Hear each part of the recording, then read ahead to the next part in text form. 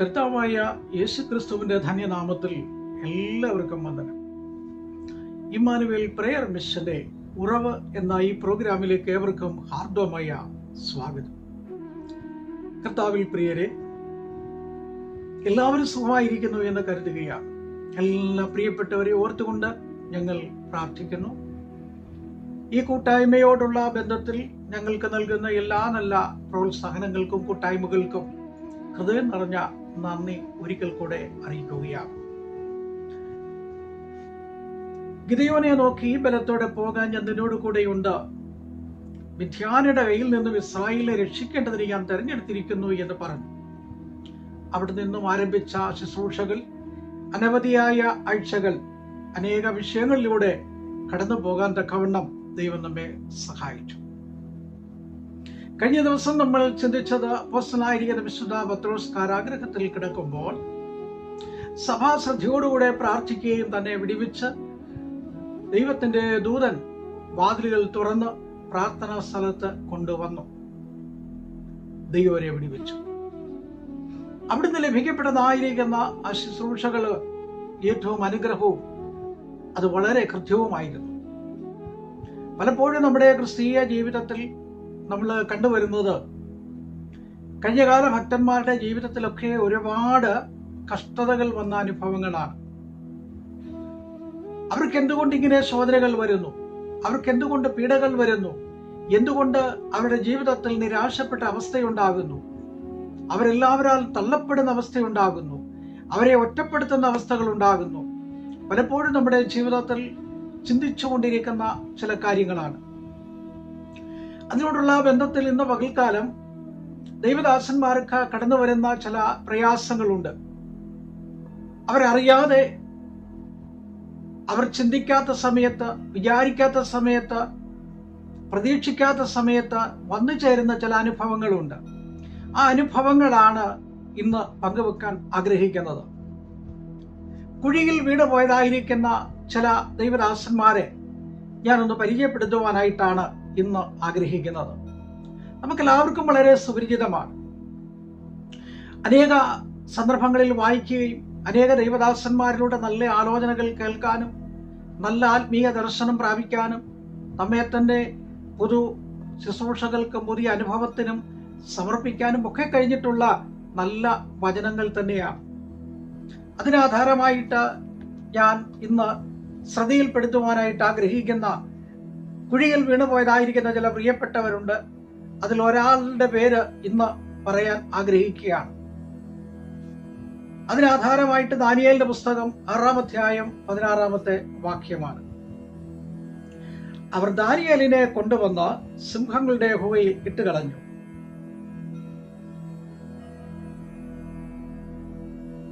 അതിനുശേഷം രാജാവ് പറയുന്ന ഒരു കാര്യമുണ്ട്. രാജാവ് ദാനിയേലിനോട് സംസാരിച്ചു.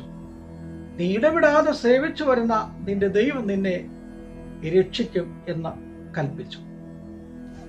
നീ ഇടപെടാതെ സേവിച്ചു വരുന്ന ദൈവം നിന്നെ രക്ഷിക്കട്ടെ.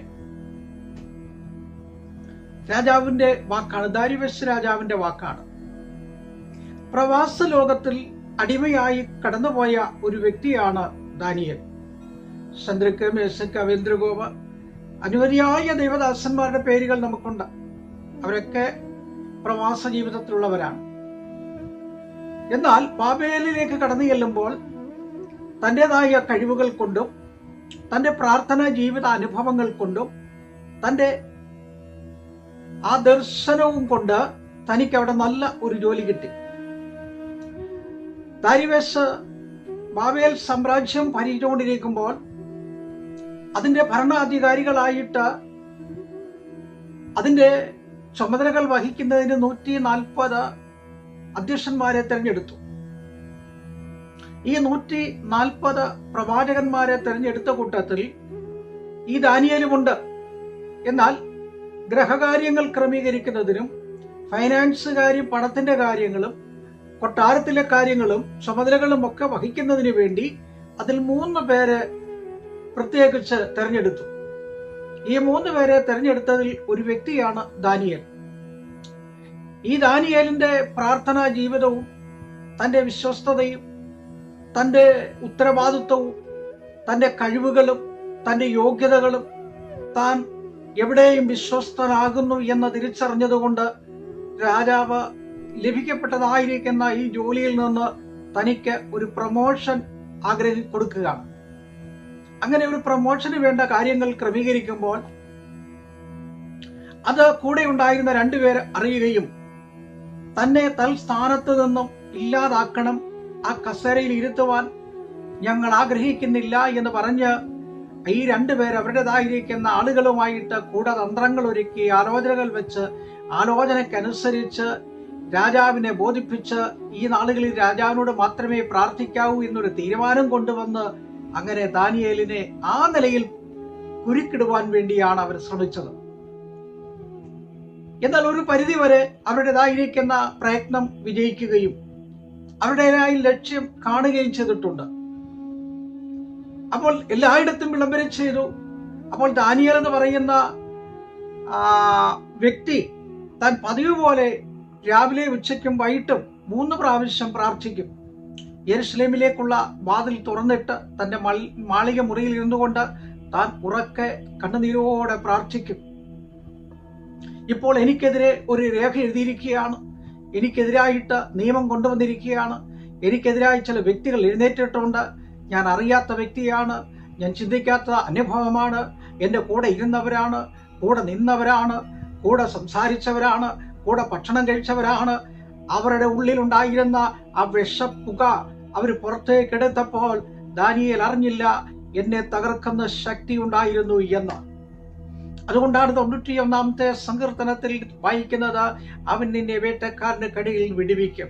നിന്റെ കൂടെ നിൽക്കുന്നത് ഒരു വേട്ടക്കാരനാണെങ്കിൽ, നിന്നോടൊപ്പം സഞ്ചരിക്കുന്ന വേട്ടക്കാരനാണെങ്കിൽ, നിന്നെ തകർക്കുന്ന ഒരു വേട്ടക്കാരന്റെ കെണി വെച്ചിരിക്കുന്നെങ്കിൽ ആ കെണിയിൽ വീണ് പോകുമ്പോഴാണ് നമ്മൾ അറിയുന്നത് ഇതൊരു കെണിയായിരുന്നു എന്ന്. അനേക പ്രിയപ്പെട്ടവര് ഇതുപോലുള്ളതായിരിക്കുന്ന കെണിയിൽ വീണുപോയതായിരിക്കുന്ന അനുഭവങ്ങൾ ഉണ്ട്. നമുക്കറിയാം, ദൈവത്തിന്റെ ദാസൻ ഇതൊക്കെയും അറിയുമ്പോൾ താൻ ഭയപ്പെട്ടില്ല, താൻ കരഞ്ഞു, താൻ പ്രാർത്ഥിച്ചു. എന്നാൽ ചില പ്രിയപ്പെട്ടവര് തന്റെ അനുഭവങ്ങൾ എങ്ങനെയിരിക്കുന്നു എന്നറിയുന്നതിനു വേണ്ടി തന്റെ പിന്നാലെ വരികയും വീടിന്റെ വാതിൽക്കൽ നിന്നുകൊണ്ട് ജനൽപ്പാളികളിലൂടെ നോക്കിയപ്പോൾ പ്രാർത്ഥിക്കുന്നത് കണ്ടു, രാജാവിനെ ബോധിപ്പിച്ചു. അങ്ങനെയുള്ളവരെ സിംഹക്കുഴിയിൽ ഇടണമെന്നാണ് കൽപ്പിച്ചിരിക്കുന്നത്. ആ ദൈവത്തിന്റെ ദാസനെ അവർ രാജാവിന്റെ മുമ്പിൽ കൊണ്ടുവരികയും രാജകൽപ്പന നിവർത്തിക്കണം എന്നപേക്ഷിച്ചു. രാജാവിന് ഒരിക്കലും ആഗ്രഹമില്ലായിരുന്നു ദാനിയേലിനെ ഇല്ലായ്മപ്പെടുത്തുവാൻ. കാരണം താൻ ഉത്കൃഷ്ട മനസ്സൻ, വിശ്വസ്തൻ, വിവേകമുള്ളവൻ, പരിജ്ഞാനമുള്ളവൻ, വൈവിധ്യമുള്ളവൻ, കഴിവുള്ളവൻ, അങ്ങനെ രാജ്യത്തിന് ശ്രേഷ്ഠനായിരിക്കുന്ന കഴിവുള്ള ഒരു വ്യക്തിയെ ഇല്ലാതാക്കുക എന്ന് പറയുന്നത് അത്ര ശരിയല്ല. ഇന്നത്തെ ഒരു കാലഘട്ടം കഴിവുള്ളവൻ, സംസാരശേഷിയുള്ളവൻ, വിവേകമുള്ളവൻ, അറിവുള്ളവൻ, അവനിലൂടെ ഒരു സമൂഹത്തിനോ അല്ലെങ്കിൽ താൻ നിൽക്കുന്ന പ്രസ്ഥാനങ്ങൾക്കോ ഉന്നതമായിരിക്കുന്ന ഒരു ഉയർച്ച എന്ന് കാണുമ്പോൾ അസൂയപ്പെടുന്ന പ്രിയപ്പെട്ടവർ ഏത് വിധത്തിലും തന്നെ ഇല്ലാതാക്കാൻ ശ്രമിക്കും. അതൊരു ബിസിനസ് ആകട്ടെ, അതൊരു യാത്രയാകട്ടെ, അതൊരു പൊളിറ്റിക്കൽ ആകട്ടെ, ഏതാണെങ്കിലും തകർക്കുന്ന ശക്തികളുണ്ട്. ഏത് വിധത്തിലും കളയും. ജോലി ചെയ്യുന്ന ഉയർന്ന ജോലിയാണെങ്കിൽ, ഉയർന്ന സ്ഥാനമാനങ്ങൾ വഹിക്കുന്ന വ്യക്തിയാണെങ്കിൽ ഇല്ലായ്മപ്പെടുത്തുവാനുള്ള തന്ത്രങ്ങൾ കൂടെ നിൽക്കുന്നവരൊരുക്കും. ഹണി ട്രാപ്പായിരിക്കാം, സാമ്പത്തിക കെണിയായിരിക്കാം, വഞ്ചനയായിരിക്കാം, ഏത് വിധത്തിലും വീണുപോകുന്ന അവസ്ഥയുണ്ട്. ഇന്ന് ഹണി ട്രാപ്പ് എന്ന് പറയുന്നതൊക്കെ കേൾക്കുമ്പോൾ ആദ്യമായിട്ടാണ് നമ്മൾ കുറച്ചു നാളെ അങ്ങനെയൊക്കെ കേട്ടിട്ടുള്ളൂ. എന്നാൽ ബൈബിളിൽ അങ്ങനെ ഒരു ഹണി ട്രാപ്പ് സംഭവിച്ചിട്ടുണ്ട്. അതിനെക്കുറിച്ച് പിന്നെ അത് ശ്രദ്ധയിൽപ്പെടുത്താം എന്നാഗ്രഹിക്കുകയാണ്. ഇവിടെ ദൈവത്തിന്റെ ദാസൻ കാരാഗ്രഹത്തിന്റെ വാതിക്കൽ നിൽക്കുമ്പോൾ രാജാവിന് മനസ്സില്ലായിരുന്നുവെങ്കിലും രാജാവ് ഇടാൻ കൽപ്പിച്ചു. അവിടെ കിടന്നൊന്ന് രാത്രി ഉറങ്ങി. സിംഹം ഒരു കേടും വരുത്തിയില്ല. അടുത്ത പ്രഭാതത്തിൽ രാജാവ് വാതിക്കൽ വന്ന് വിളിച്ചു, ദാനിയേലേ, ദാനിയേലേ എന്ന് വിളിക്കുമ്പോൾ ദാനിയേല് പറഞ്ഞത്, ദൈവം എനിക്കൊരു കേടും വരുത്തിയില്ല, ഈ സിംഹം എനിക്കൊരു കേടും വരുത്തിയില്ല. രാജാവിന്റെ മുമ്പിൽ ഞാൻ ഇന്നുവരെയും വിശ്വസ്തനായിരുന്നു. പ്രിയമുള്ളവരെ, നമ്മൾ വിശ്വസ്തനാണെങ്കിൽ കരുതുന്നവൻ കൂടെയുണ്ട്. നാം ഒരു തെറ്റും ചെയ്തിട്ടില്ലെങ്കിലും നമ്മെ രക്ഷിക്കുവാൻ ഒരുവൻ കടന്നു വരും. നമ്മുടെ അവസ്ഥകളെ മാറ്റുവാൻ, നമ്മുടെ സ്ഥിതികളെ മാറ്റുവാൻ, നമുക്കൊരുക്കിയിരിക്കുന്ന പൊട്ടക്കിണറിന്റെ അവസ്ഥയിൽ നിന്ന് മാറ്റുവാൻ, കടിച്ചു കയറുന്ന സിംഹത്തിന്റെ നടുവിൽ നിന്ന് വിടിവിക്കുവാൻ കഴിയുന്ന ഒരു ദൈവികമായ കരം നിന്നെ തേടിയിട്ടുണ്ട്, വന്നിട്ടുണ്ട്, അടുത്ത് വന്നിട്ടുണ്ട്. വിടിവിക്കുന്ന ദൈവമാണ്. ഞാൻ ഇവിടെ വാക്കുകൾ അവസാനിപ്പിക്കുകയാണ്. സമയത്തിന്റെ പരിധി നമ്മുടെ മുമ്പിലുള്ളത് കൊണ്ട് ഞാൻ നിർത്തുകയാണ്. ഇനി അനവധിയായിരിക്കുന്ന കാര്യങ്ങളുണ്ട്. നമുക്ക് അറിയാം, ഉൽപ്പത്തി പുസ്തകത്തിലേക്ക് പോകുമ്പോൾ അവിടെ ഒരു പൊട്ടക്കിണറുണ്ട്. അത് ഇരമ്യാവിന്റെ പുസ്തകത്തിലേക്ക് പോകുമ്പോൾ അവിടെ ഒരു പൊട്ടക്കിണറുണ്ട്. ഇതൊക്കെ നമുക്ക് സവിസ്തരമായി ചിന്തിക്കാം എന്ന് പറഞ്ഞുകൊണ്ട് ഞാൻ എൻ്റെ വാക്കുകൾ അവസാനിപ്പിക്കുകയാണ്. പ്രാർത്ഥനയോടെ കടന്നു വരാം. കരുണയുള്ള ദൈവമേ, സുബിസ്ത പിതാവേ, അനുഗ്രഹീതമായ നല്ല പകൽക്കാലത്തിനായി അതിനെ കേൾക്കുന്ന പ്രിയപ്പെട്ടവരെ ഓർക്കുന്നു, രോഗികളായി കഴിയുന്നവരെ ഓർക്കുന്നു, ജോലിയോടുള്ള ബന്ധത്തിൽ സ്വദേശത്തും വിദേശത്തും. കർത്താവേ, സ്തോത്രം സ്തോത്രം. അതേ, ഗൾഫ് മേഖലയിലും യൂറോപ്പിലും അമേരിക്കയിലും ഒക്കെ ആയിട്ട് താമസിക്കുന്നവർ, അത് ബിസിനസ് ചെയ്യുന്നവർ, പഠിക്കാൻ കടന്നുപോയ കുഞ്ഞുങ്ങൾ, രോഗികളായി കഴിയുന്ന പ്രിയപ്പെട്ടവർ, വിവിധ ഭാരങ്ങളായിരിക്കുന്നവരുണ്ട്. അവരെല്ലാം ദൈവം ആശ്വസിപ്പിക്കണം, വചനം കൊണ്ട് ബലപ്പെടുത്തണം, ശക്തീകരിക്കണം, മഹത്വമെടുക്കണം. യേശുവിൻ നാമത്തിൽ തന്നെ ആമേൻ. Praise the Lord. ദൈവം നിങ്ങളെ എല്ലാവരെയും അനുഗ്രഹിക്കുമാറാകട്ടെ. ദൈവം നിങ്ങളെ ഓരോരുത്തരെയും ശക്തീകരിക്കുമാറാകട്ടെ.